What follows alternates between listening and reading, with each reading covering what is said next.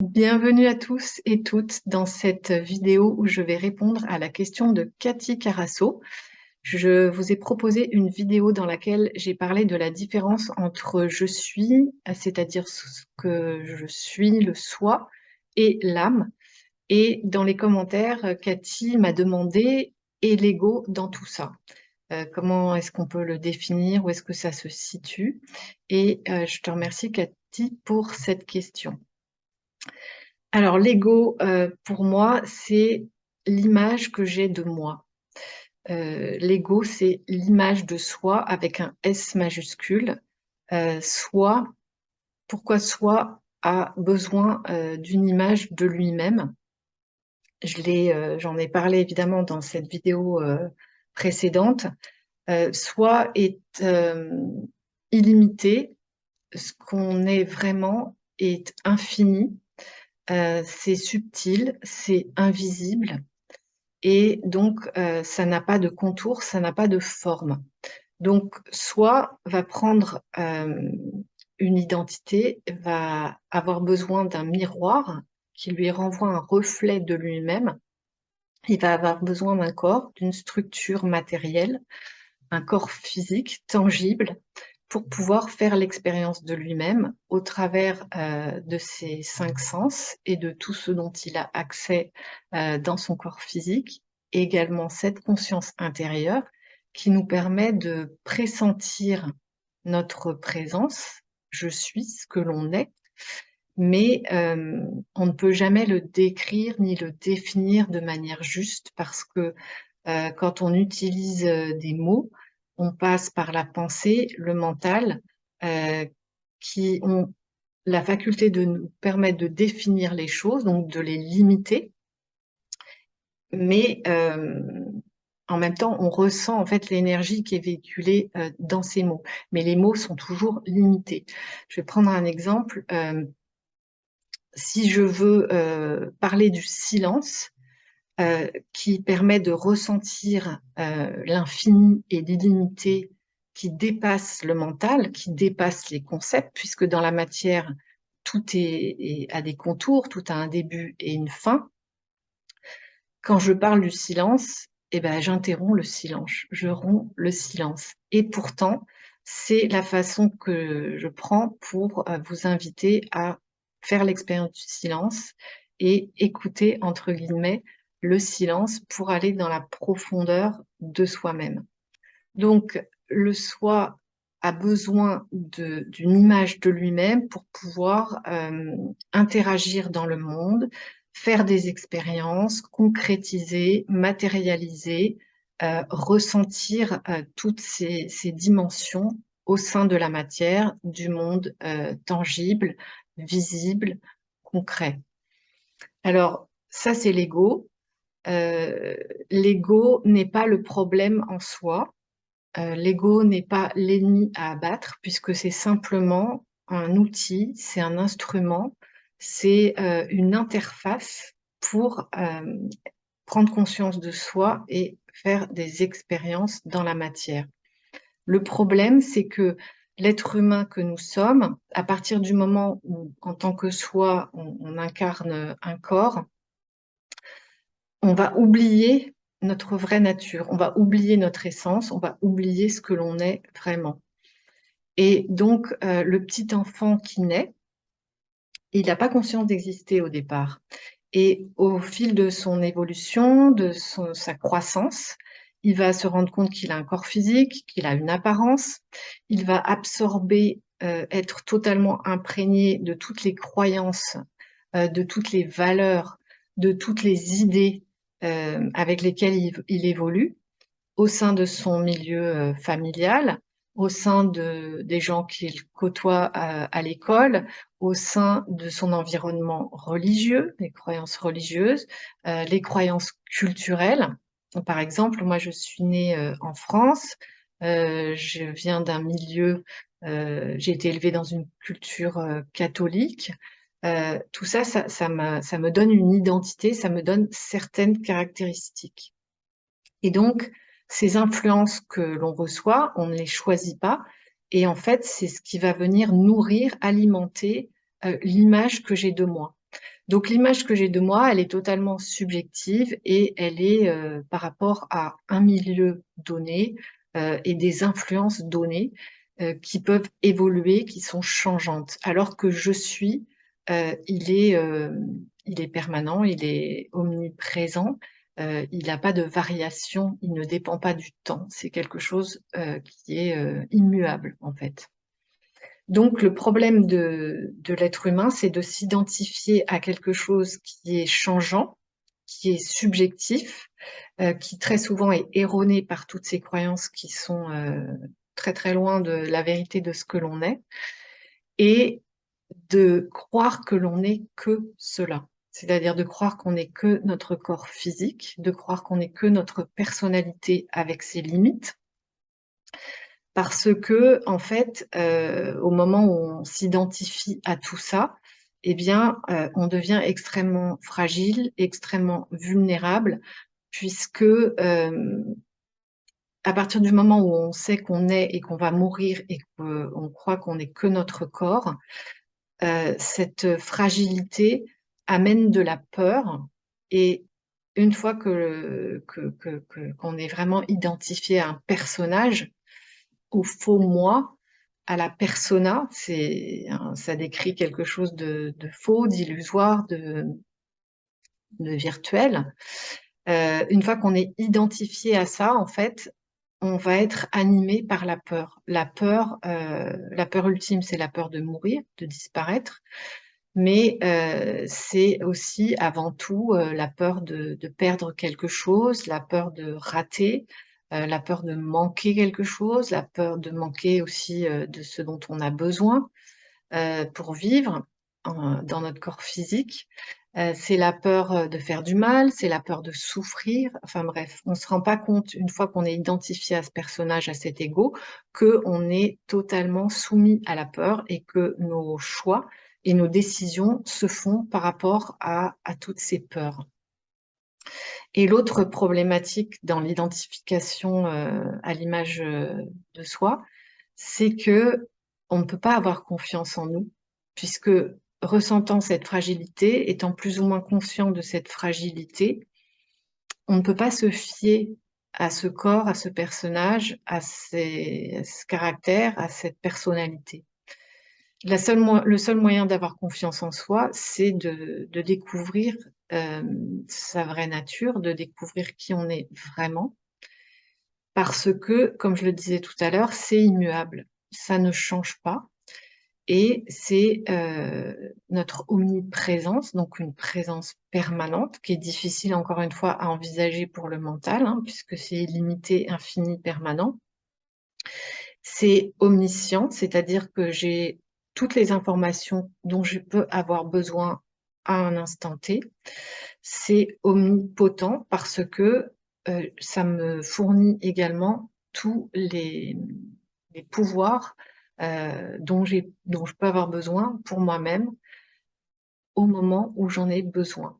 Donc c'est pas une surpuissance sur tout, sur les autres, sur la matière éventuellement, ça peut l'être aussi. C'est simplement par rapport à mon expérience et à ce que je vis, le fait de m'identifier à ma vraie nature me permet de retrouver toutes ces qualités, toutes ces aptitudes et tous ces pouvoirs sur moi.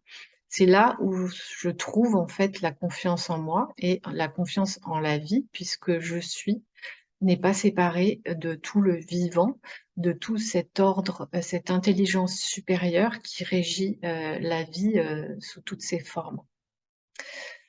Donc, quand on est identifié à l'ego, on n'a pas confiance en nous et on est animé par la peur. Et ça concerne tout le monde, enfin pratiquement, puisque moi je connais très peu de gens qui, dès leur enfance, sont conscients de leur vraie nature. Donc par rapport à ça, que faire? Quelle solution? Moi, les solutions que j'ai trouvées en allant chercher à l'intérieur, c'est la présence. J'ai découvert ça grâce à l'enseignement de Eckhart Tolle, notamment. Et puis dans ma propre expérience, parce que je me suis rendu compte que le silence, le centrage, l'écoute intérieure, au travers aussi de différentes pratiques comme le yoga, la méditation, là, je me suis rendu compte que c'est ça qui me permettait d'avoir accès à toutes les informations dont j'ai besoin et la connaissance profonde de moi-même. J'ai également changé de mode de vie, donc moins de stress, moins de complications, une simplification de ma vie qui m'a permis d'être en accord avec mes vrais besoins et de pouvoir y répondre. Donc tout ça a fait que j'ai appris à me connaître. Donc la solution pour moi, c'est d'apprendre à se connaître par des moyens simples qui ne demandent pas d'acquérir des choses, des connaissances forcément nouvelles, mais plus de conscience à partir de l'intérieur. Donc c'est pas quelque chose que je vais forcément aller chercher à l'extérieur, même si tout ce que j'ai appris qui venait de l'extérieur m'a permis en fait de rallumer des lumières à l'intérieur de moi et de me rappeler certaines informations qui étaient en sommeil ou que j'avais oubliées. Ou parfois aussi de me confirmer des choses que je ressentais, mais comme je me faisais pas confiance, je ne les validais pas forcément, je ne pouvais pas les intégrer dans ma propre expérience. Donc la présence, faire l'expérience de soi-même dans le silence, calmer, apaiser pour pouvoir être réceptif à cette omniprésence, cette omniscience et cette omnipotence. Donc il y a tout dedans. Et puis démanteler toutes les croyances, les fausses idées, les concepts dans la mesure du possible. Parce que, comme je le disais tout à l'heure, une fois qu'on est identifié à un personnage, une personnalité, c'est notre référence. C'est là-dessus qu'on se construit. Et pour quelqu'un comme moi qui ai vécu une grande partie de ma vie, une trentaine d'années, dans une forme d'amnésie, d'ignorance de ma vraie nature, eh bien mes références, mes bases qui étaient là, elles étaient faussées. Donc c'est comme depuis 20 ans un travail de déconstruction qui se fait au travers des prises de conscience de mes croyances qui étaient totalement méconnues et que je découvre dans tout ce qui s'exprime au travers de l'adversité dans ma vie, tout ce qui bloque, tout ce qui freine, les obstacles, les sources de souffrance, les problématiques diverses et variées, pour moi, sont l'expression d'une croyance erronée que je ne voyais pas. Donc, une fois que j'en prends conscience, je regarde comment ça s'est construit, d'où ça vient et comment je peux aller au-delà. Voilà mes 3 voies, dont je fais l'expérience pour retrouver un peu plus chaque jour, la totalité de ce que je suis. Mais chaque chemin est différent, mais tous les chemins mènent à Rome et tout est juste. Donc voilà, j'espère que tout ça va vous aider à mieux distinguer ce que vous êtes vraiment, de ce que vous n'êtes pas, du faux moi, du personnage, qui est comme un personnage de jeu vidéo finalement. C'est quand on arrive dans notre corps en tant que personne, en tant qu'être humain, c'est un peu comme si on rentrait dans un jeu vidéo à l'intérieur duquel on choisit un personnage, on lui choisit une identité, on lui met un costume et le personnage va aller évoluer dans le jeu vidéo. Mais ce petit personnage, il se rend pas compte, il oublie en fait qu'il est le joueur et non pas juste le personnage du jeu vidéo. C'est ça l'ego et c'est ça le problème que peut amener l'ego lorsqu'on oublie notre vraie nature, lorsqu'on oublie qu'on est le joueur, on devient le personnage et on tombe dans tous les travers et les pièges que ça implique, que ça amène et que ça génère. On se perd là-dedans. Euh, et, et ce personnage, en fait, au fil de ses expériences, du jeu, progressivement, il revient à la conscience du fait d'être le joueur. Sinon, il reste perdu en fait dans la fiction, dans le monde virtuel qu'est le jeu. J'aime bien cette analogie parce que elle est assez parlante. Et évidemment, comment identifier l'ego? C'est quand on se prend en fait pour le personnage, l'image que l'on a de nous-mêmes. On se prend, on se croit, on dit, il y a des expressions, se prendre pour quelqu'un, se croire, c'est vu de l'extérieur, c'est drôle et on le voit, souvent dans des fictions. Molière avait très bien illustré ça, au travers de ses pièces, que ce soit Les Précieuses ridicules, l'Avatar, le Misanthrope. En plus, il jouait ça dans la cour du roi. C'est-à-dire qu'à un moment donné, vu de l'extérieur, c'est très drôle de voir, comment on peut être pris dans notre propre image, comment on peut être pris à notre propre jeu.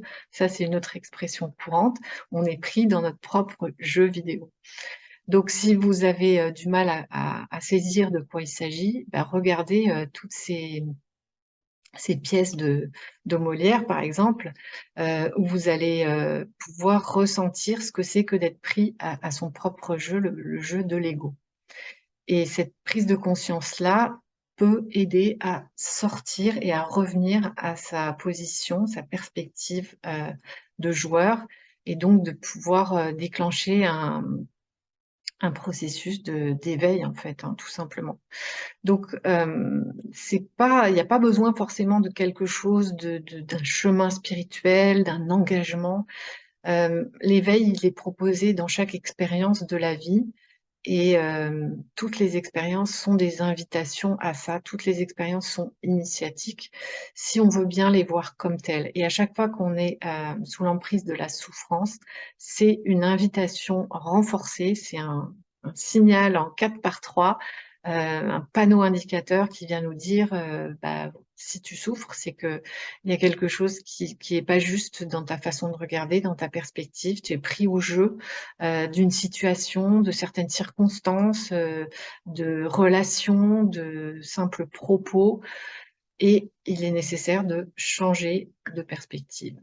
Voilà ce que nous disent nos expériences, en fait, au quotidien. Je vais m'arrêter là, je vous remercie, pour, toutes vos questions et vos commentaires que je lis même si je réponds pas à chaque fois et vous pouvez évidemment continuer à en laisser, à laisser, d'autres questions. Vous pouvez également partager cette vidéo si vous pensez qu'elle peut aider quelqu'un que vous aimez et puis, bah, d'ici la prochaine vidéo, je vous souhaite de très bonnes expériences. À bientôt.